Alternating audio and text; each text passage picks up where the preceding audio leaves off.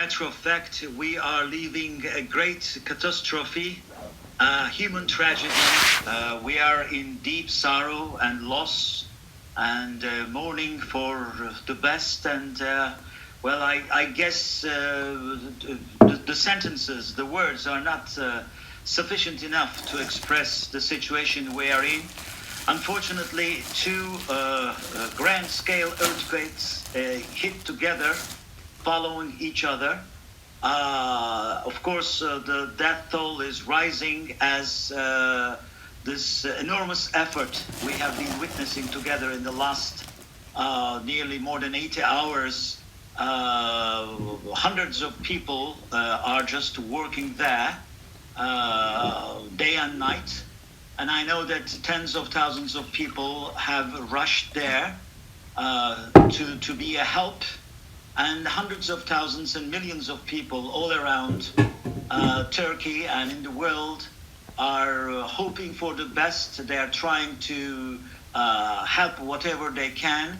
I would like to share my thanks and gratitude to all of our friends from everywhere, every bits and parts of the world. Our colleagues, our former students, sending us and sharing us their messages of solidarity. It is a sad, sad time. It's a great tragedy, and I'm afraid when this rush hour or this emergency period will be over, we shall come to realize that this has indeed been one of the greatest catastrophes of humankind in the recent history. Unfortunately, we were hit back more than 20 years ago, back in 1999 at Marmara region. So it is a very sad case, but we have to stand tall and act in unity. What we need in days like this is hoping and trying to reaching to synergy, to be together and to stand against this huge, unfortunate incident and tragedy. Of course, from the very early hours of that earthquake, universities have been in the forefront of organizing and coordinating for help. Of course, we have thousands of students who are leaving or taking a holiday in that region. As we all know, we are talking about a 1,000 kilometer huge region consisting 10 major cities of Turkey. Therefore, it's a widespread area. Especially in Turkey, as everywhere in the world, universities attract students from every region, different regions of the country and the other countries. So at the end of the day, we were at the semester session, and most of the universities were supposed to open up this past Monday. So most of our students were out back at their homes. So immediately, under the auspices and coordination of Higher Education Board, we have formed some social media groups, and we have started a coordinated effort. Our universities, most of them have medical capabilities. We have colleges of medicine and other related fields. So we have sent tens of specialists to the region from the very early hours of the earthquake.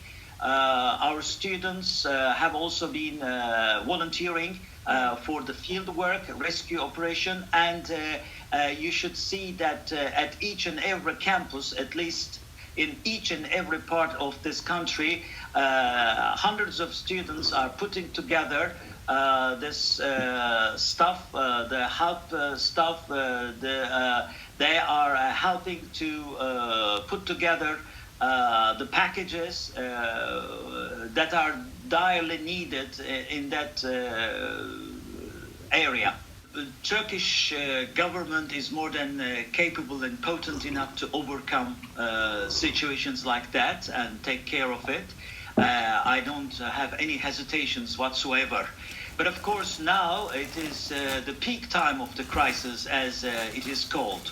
Now we are right in the eye of the hurricane. Yeah. So we have to be quite agile and quite cautioned in our efforts. I do not see any problem of in preparation and putting together of these very much needed tools and goods. But the problem is, of course, due to this uncertainties and harsh conditions in the region, it takes a great effort and careful planning to take care of these logistical problems. For example, we hear that there are so many trucks trying to reach to the region. They have to find new solutions and new programming for those issues. Of course, from the university's point of view, we have some very prominent faculty who are specialized in earthquake and related matters.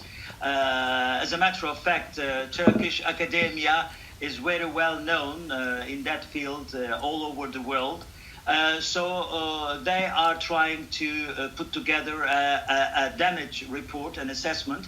And being an economist myself, I'm well aware of the fact that this will create a lot of after effects, some of them temporary, some of them are much more durable negative consequences and unwanted effects. It is still too early to talk about that, but it is very unfortunate that this earthquake really have affected 10 cities and a huge base of industrial and agricultural production infrastructure in Turkey. 1/10 of our exports are produced in that region. Kahramanmaraş and Gaziantep are two prominent cities, especially in textiles industry, which are a major engine in Turkish economy. In the last unfortunate incident back in 1999, we have conducted some surveys and some research from the economical effect points of view. It is a rule of the thumb that an earthquake or an unfortunate incident, a catastrophic incident of this caliber, might cause a negative effect between 3% to 6% of the current GNP, gross national product. It is still early to talk about these methods or even to mention about them. Yeah. However, after everything is taken care of and being done, we need to sit down and maybe recalibrate our economic programs. Unfortunately, this year of 2023 does not seem to be a promising one from the prospects of global growth. Therefore, this will create some new obstacles or additional barriers against the very hopeful growth projections of Turkey this year. But we shall overcome them because at the end of the day, economy is for people. I mean, people are not for economy. We talk and deal about these economic issues just for the welfare of people, make them much more prosperous, enjoying a higher quality of life. So this is a very unfortunate time or incident to talk about these issues, but the life still goes on. We understand that we have to be much more kind of leaning towards proactive themed policies, both in economic, political, and technical issues. Unfortunately, we learn by paying our deeds, and each and every unfortunate incident at the end of the day, from academical point of view, at least contributes to your inventory of learning curve. I know that it is very sad to enrich our learning curves by suffering and going through this kind of catastrophes. But if you come to think about it, the whole history of humanity and civilization, unfortunately, is full of those. I would like to also extend my sincere gratitude and thanks to nearly 60 different rescue and search and rescue teams coming to Turkey, reaching to Turkey from different parts of the world. It is a, I think it's a very impressive example of human solidarity. We are living on the same planet. This land of Anatolia, cradle of civilization, unfortunately, or I don't know, maybe it is even not appropriate to use the term unfortunate, but the geopolitical, logical formation. As we discuss our problems, policies, worries, problems, we take for granted that we are standing or sitting on a solid ground. But hey, we all see what happens if that taken for granted solid, flat earthware starts to move. Or presents you with this challenge of earthquakes. So it is life itself. I hope that our loss of lives will not surge to much more higher numbers. Of course, we have all the capability and infrastructure to take care of direct and indirect consequences and results of this catastrophe. However, now I kind of feel that we need to really get over with this rush hour, as they say, or this extraordinary period of time. We will have much more and ample time to sit down and discuss pros, cons, what should have done, what haven't been done, what shall we do, or so on and so forth. At the end of the day, we try to put together many conditions or kind of some kind of precautions. But when it happens, unfortunately, it happens. Then you have to deal with all of these after effects, so on and so forth.